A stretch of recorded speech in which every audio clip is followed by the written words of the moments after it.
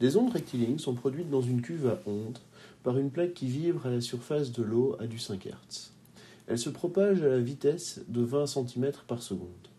Elles arrivent avec un angle d'incidence de 30 degrés à la frontière d'une zone où leur célérité est différente. Leur angle de réfraction est de 60 degrés. On nous demande de représenter à l'échelle 3 fronts d'onde incidents successifs et les fronts d'onde réfractés correspondants.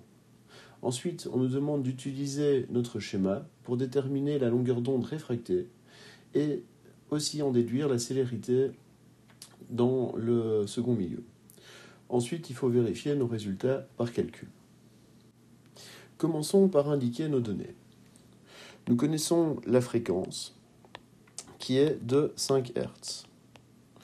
Nous savons que la célérité des ondes incidentes est de 20 cm par seconde. Nous connaissons également l'angle incident qui est de 30 degrés et nous connaissons l'angle réfracté qui est de 60 degrés.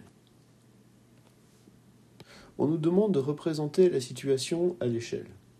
Avant de commencer notre dessin, il faut nous imaginer ce que nous devons obtenir. Donc, faisons un petit croquis de la situation. Nous avons un changement de milieu, milieu 1, milieu 2. Dans le milieu 1, nous avons les ondes incidentes. Dans le milieu 2, nous aurons les ondes réfractées. Nous avons un front d'onde qui atteint cette zone et nous connaissons l'angle incident qui est représenté ici. Donc là, nous devrons faire un angle de 30 degrés. Nous savons que l'angle réfracté est situé ici et ce dernier vaut 60 degrés. Commençons notre schéma à l'échelle. La première étape de notre schéma consiste à représenter la zone de changement de milieu en indiquant le premier milieu et le second milieu. Nous allons ensuite sélectionner un point qui va nous permettre de venir représenter notre onde incidente. Nous savons que l'angle entre le changement de milieu et le front d'onde est de 30 degrés. Donc, il ne nous reste plus qu'à utiliser notre équerre pour représenter un angle de 30 degrés par rapport au point que nous avons choisi.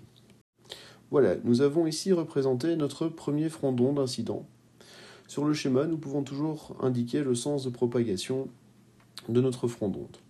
Comme nous devons faire un schéma à l'échelle, nous devons connaître notre longueur d'onde pour pouvoir sélectionner notre échelle.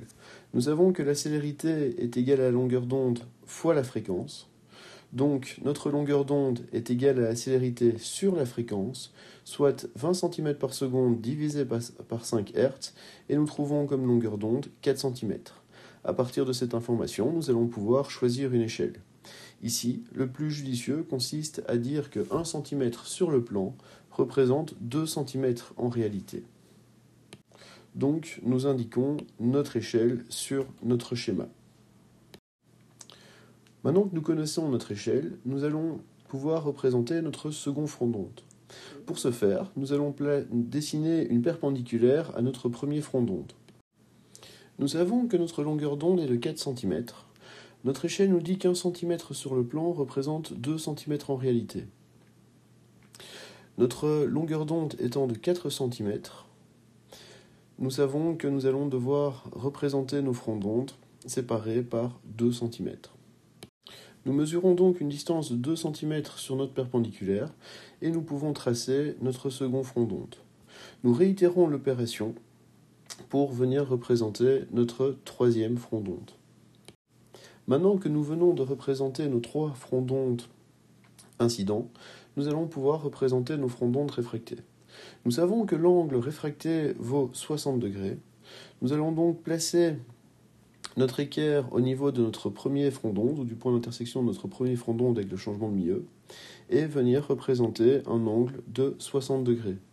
Nous avons ainsi dessiné notre premier front d'onde réfracté. Nous recommençons l'opération pour dessiner notre deuxième et troisième front d'onde réfracté. Il ne nous reste plus qu'à tracer une perpendiculaire entre deux fronts d'onde réfractés consécutifs pour pouvoir déterminer la longueur d'onde des ondes réfractées. Sur le schéma, nous constatons que la longueur d'onde des ondes réfractées est de 3,3 cm. Nous savons que notre échelle est 1 cm représente 2 cm en réalité. Puisque nous avons mesuré 3,3 cm, nous savons que la longueur d'onde des ondes réfractées est de 6,6 cm. La célérité étant égale à la longueur d'onde fois la fréquence, nous pouvons déterminer la célérité des ondes réfractées et nous trouvons 0,33 mètres par seconde. Il ne nous reste plus qu'à déterminer ou vérifier par calcul cette valeur. Nous savons que le sinus de l'angle incident sur la célérité des ondes incidentes est égale au sinus de l'angle réfracté sur la célérité des ondes réfractées. La célérité des ondes réfractées est donc égale à sinus de l'angle réfracté multiplié par la célérité de l'onde incidente sur le sinus de l'angle incident.